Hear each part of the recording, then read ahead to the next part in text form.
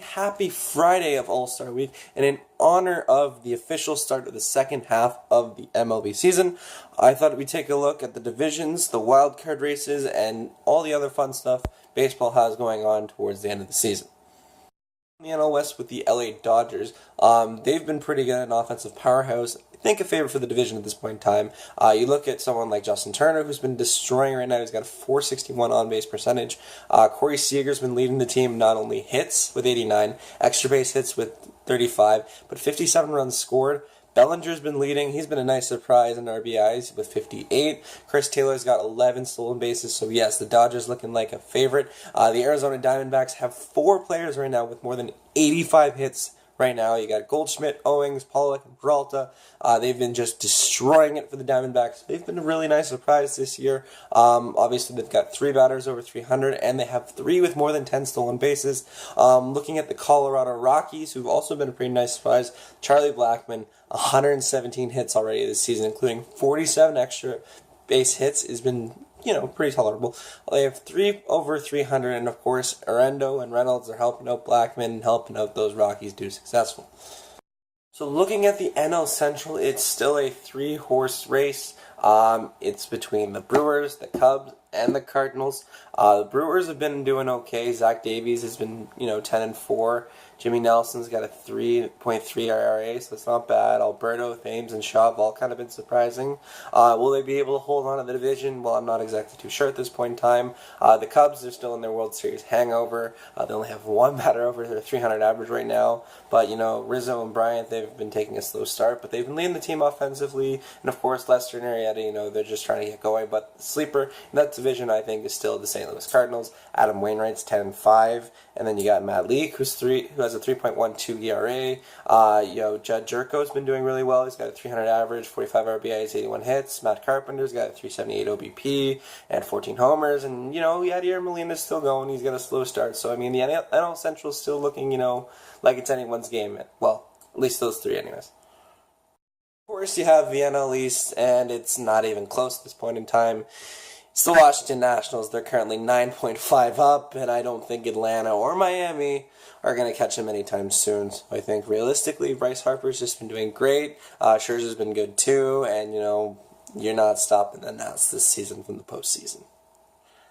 He's getting run away with the NL wild card. It looks pretty set. Colorado right now has got a 7.5 game lead over Chicago and St. Louis for that final spot. So I think realistically, better luck winning the divisions, boys. So that's really all you got to do.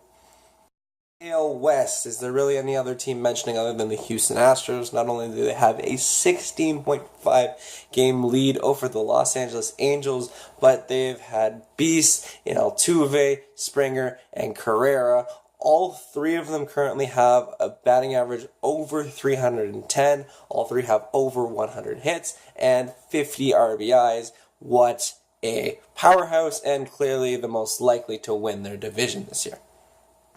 The AL Central, it looks like the Kansas City Royals are coming back. Hosmer, Moustakas, and the core, they've been doing really well. Offensively, they've just been going. Defensively, they've been pretty good too. On the other side of that division, the Cleveland Indians, they've been doing great. You've got more defensive kind of angle with it. You got Carrasco and Kluber doing great, and unfortunately, Edwin's doing pretty good too. In Minnesota, you've got Irvin Santana, got a 2.99 ERA. I think they'll take it. And I think realistically with Buxton and Dozier, those 2 combined have 26 stolen bases.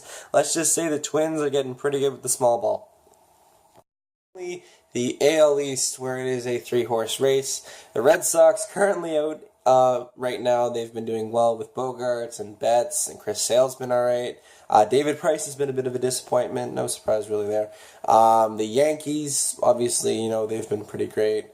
Judge, Bird, Sanchez, a few others, they've been kind of helping, rejuvenate that core. And obviously the Tampa Bay Rays, they've been a bit of a sleeper in the AL East, but, they've still have hung out there. They're about 3.5 back of Boston for it. So, it's pretty competitive out there. Who knows? It's looking like it's going to be the Red Sox versus the Yankees yet again for another AL East title.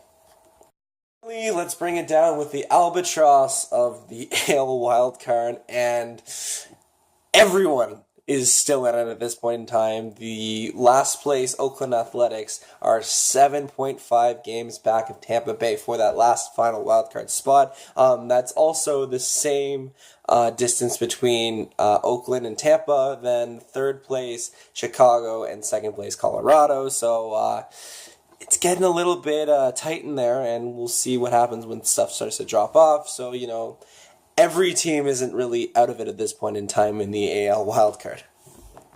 As that trade deadline approaches, there is hope for almost every team in the American League to get that wild card spot. Only really a handful of National League teams are really out of it. The division races are, heating up, and I guess we'll have to see what happens in the second half of the season. Anyways, thank you all so much for watching. Hope you have a great day.